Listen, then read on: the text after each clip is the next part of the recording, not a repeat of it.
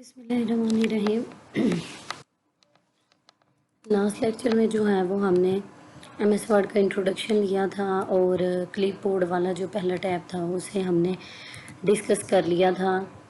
Next जो हमारा tab है वो है फ़ॉन्ट से रिलेटेड, और फ़ॉन्ट से रिलेटेड जितनी भी चीज़ें हैं उसे समझने के लिए हमें रिक्वायर्ड है टेक्स्ट, इसलिए मैंने जो है वो रैंडम टेक्स्ट यहाँ पे जो है वो लिख लिया है अपनी वर्किंग के लिए। तो थोड़ा जूम आउट कर देती हूँ, ठीक है। फ़ॉन्ट के हवाले से एडिटिंग सीखने से पहले ज़रूरी है कि आपको चीज़ों का पता हो कि फ़ॉन्ट बेसिकली क्या है। यहाँ पे आप अपने डॉक्यूमेंट में जो भी चीज़ लिखोगे उससे उसके लिए एक नेम लिया जाता है MS वर्ड में, वो होता है जी फ़ॉन्ट का। अभी जो भी चीज़ आपने लिखी है उस पर आप पहली चीज़ जो अप्लाई कर सकते हो वो होता है जी फ़ॉन्ट फेस को चेंज करवाना। फ़ॉन्ट फेस को चेंज करवाने के लिए शॉर्टकट की भी है कंट्रोल शिफ्ट और F, ठीक है। बेसिकली फ़ॉन्ट फेसेस जो हैं वो डिफरेंट राइटिंग स्टाइल्स हैं टेक्स्ट के लिए जो अवेलेबल हैं। लाइक आप ड्रॉप डाउन करेंगे तो नंबर ऑफ राइटिंग स्टाइल्स हैं जो आपको मिलेंगे, ढेर सारे, जितना आप सोच सकते हैं।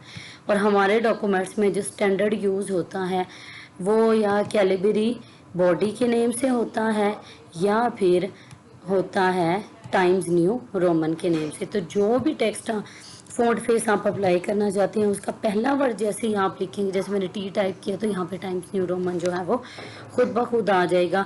और इससे अगर मैं सिलेक्ट करती हूँ तो ज़रा देखें इस लर्निंग वाले वर्ड की अपीयरेंस देखें, माई जो बाकी टेक्स्ट है उसकी निस्बत जो है वो इसकी अपीयरेंस चेंज हो गई है, क्योंकि ये वाली जो चीज़ें हैं ये रियल फ़ॉन्ट फेस में लिखी गई हैं, ये जो बाकी डॉक्यूमेंट है, और ये लर्निंग वाला जो है वो देखें टाइम्स न्यू रोमन में है। फ़ॉन्ट फेस के अलावा अगली जो चीज़ आपको पता होनी चाहिए वो है जी फ़ॉन्ट का साइज़। अब फ़ॉन्ट साइज़ जो है वो क्या है, आपने टेक्स्ट को कितना स्मॉल या फिर लार्ज जो है वो करना चाहते हैं, ठीक है।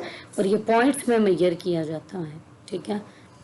अब जो स्टैंडर्ड होता है वो हमारे पास 12 होता है, ठीक है, फ़ॉन्ट साइज़। तो अब देखें ये जो एक पूरा वर्ड लिखा है इसके मैं किसी भी लेटर के ऊपर क्लिक कर दूं तो टाइम्स न्यू रोमन और 12 मैंने जो सेटिंग की है वही शो होगी, और यहाँ पे क्लिक करूँ ये रियल 11.5 जो पहले की सेटिंग थी वो ये होगी, सही है। नेक्स्ट जो चीज़ है वो है हमारे पास जी ये तीन चीज़ें, बोल्ड, इटैलिक, अंडरलाइन। जो भी आपका फ़ॉन्ट है उसके अपीयरेंस को अगर आप चेंज करना चाहते हैं तो फिर आप इन तीनों में से कुछ भी यूज़ कर सकते हैं। बी जो है वो बोल्ड कर देगा, ज़रा जूम करूँगी तो आपको मज़ीद क्लैरिफाई होगा। ये देखें ज़रा, लर्निंग वाले वर्ड को अगर मैं बोल्ड नहीं करती तब इसकी अपीयरेंस चेक करें, अगर बोल्ड करती हूँ तब आई फॉर इटैलिक, इटैलिक से इस तरह हो जाएगा, और अंडरलाइन से इसके नीचे जो है वो लाइन लग जाएगी। वो लाइन का पैटर्न जो है वो आप यहाँ से सेलेक्ट कर सकते हैं, और यहाँ से आप कलर भी अंडरलाइन का जो भी सिलेक्ट करना चाहें वो कर सकते हैं। और अगर आपको डिज़ाइन और चाहिए अंडरलाइंस का तो फिर वो आप यहाँ से सिलेक्ट जो है वो कर सकते हैं कि आप लाइन का साइज़ कितना करना चाहते हैं। और जो जो चेंजेस आप करेंगे वो आपको यहाँ पे नज़र भी आएंगे जी। देखिए, आप स्ट्राइक थ्रू चाहते हैं, आप डबल स्ट्राइक थ्रू चाहते हैं, आप सुपर स्क्रिप्ट में इस चीज़ को लेके जाना चाहते हैं, सब स्क्रिप्ट में, स्मॉल कैप में, ऑल कैप्स में, या हिडन करवाना चाहते हैं। बेसिकली जो भी आप ऑप्शन यहाँ से सिलेक्ट करेंगे वो जो है वो सिलेक्ट हो जाएगा। तो अभी के लिए मैं इसे हर चीज़ को यहाँ से अनसेलेक्ट कर देती हूँ, ठीक है। टेक्स्ट इफेक्ट्स भी यहाँ से आप कर सकते हैं कि जिस टेक्स्ट को आप अंडरलाइन करना चाह रहे हैं उसकी आउटलाइन आप कैसी रखना चाह रहे हैं, उस पर शेडोज़ अप्लाई करना चाह रहे हैं या नहीं, transparency, size, blur, angle, distance, glow आप उस वर्ड में कैसा चाहते हैं। फिर 3D फॉर्मेट्स भी हैं, सही है। अगर मैं इस 3D फॉर्मेट को सिलेक्ट करूँ और यहाँ से क्लोज कर दूँ, ओके कर दूँ, तो देखें लर्निंग की अपीयरेंस जो है वो यहाँ पे चेंज हो गई है हमारे पास।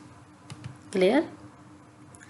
अगला जो ऑप्शन है वो हमारे पास है जी स्ट्राइक थ्रू, सही। जैसे हम फिजिकली कुछ लिखते हुए लाइन लगा देते हैं, अगर कुछ गलत हो जाए तो फिर ये भी जो है यहाँ से आप इस इस ऑप्शन से जो है वो कर सकते हैं।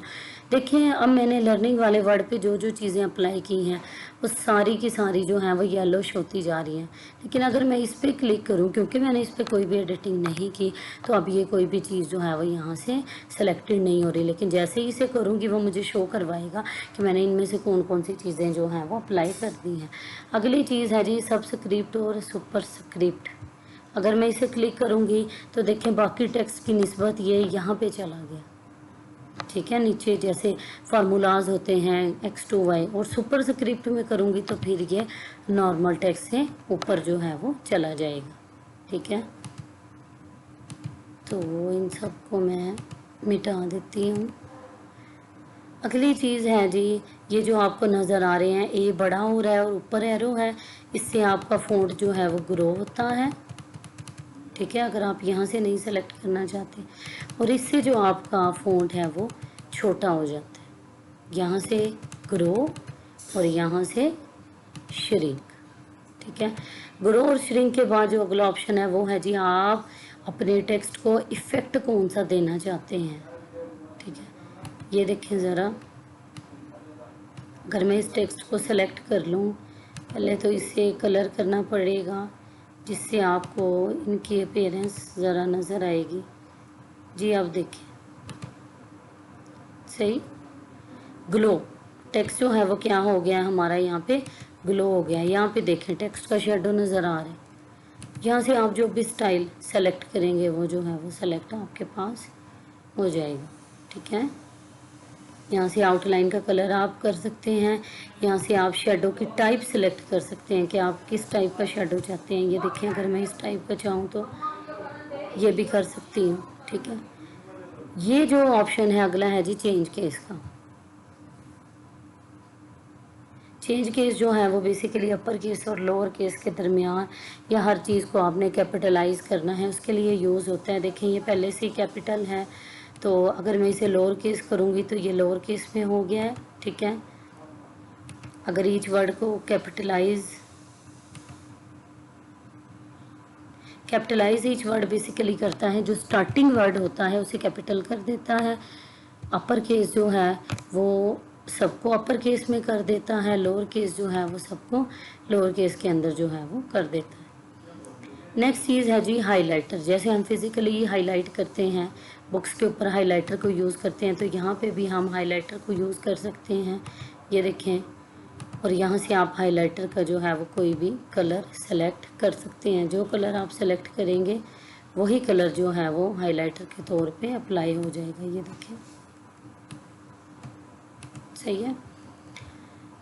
नेक्स्ट इरेज़र का वर्ड आप नज़र आ रहा है, इरेज़र नज़र आ रही होगी शेप। तो जिस टेक्स्ट को मैं सेलेक्ट करूँगी और उसकी क्लियर फॉर्मेटिंग पे मैं अप्लाई कर दूँगी, तो जो भी फॉर्मेटिंग उस पर अप्लाई की होगी, जैसे मैंने इसे हाईलाइट किया था, तो वो जो है इससे हटती चली जाएगी। जितनी दफ़ा आप प्रेस करेंगे उतनी ही दफ़ा जो है वो फॉर्मेटिंग जो है वो इसकी क्लियर हो जाएगी आपके पास। जैसे अगर मैं इसे कैलबरी से चेंज कर देती हूँ इसमें, और यहाँ से क्लियर फॉर्मेटिंग करूँ तो देखें दोबारा कैलबरी में चेंज हो गया। इससे अगर मैं साइज़ कर देती हूँ और क्लियर फॉर्मेटिंग करूँ तो जिस फॉर्मेट में ये पहले था उसी फॉर्मेट में ये दोबारा से जो है वो चला जाएगा। और नेक्स्ट है जी आप अपने लिखे हुए टेक्स्ट को कलर चेंज कैसे उसका कर सकते हैं। आप देखें, जैसे बिलो का कलर यहाँ पे चेंज हो गया, इसका साइज़ मैं बढ़ा लेती हूँ। ठीक है, जो कलर भी मैं दूंगी वही जो है वो इस पर अप्लाई हो जाएगा।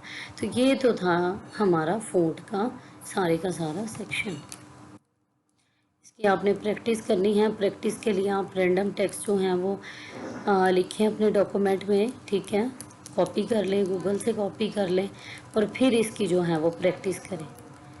तो फ़ॉन्ट के हवाले से आई होप सो आपको अंडरस्टैंडिंग आ गई होगी जो कुछ हमने आज के लेक्चर में सीखा है।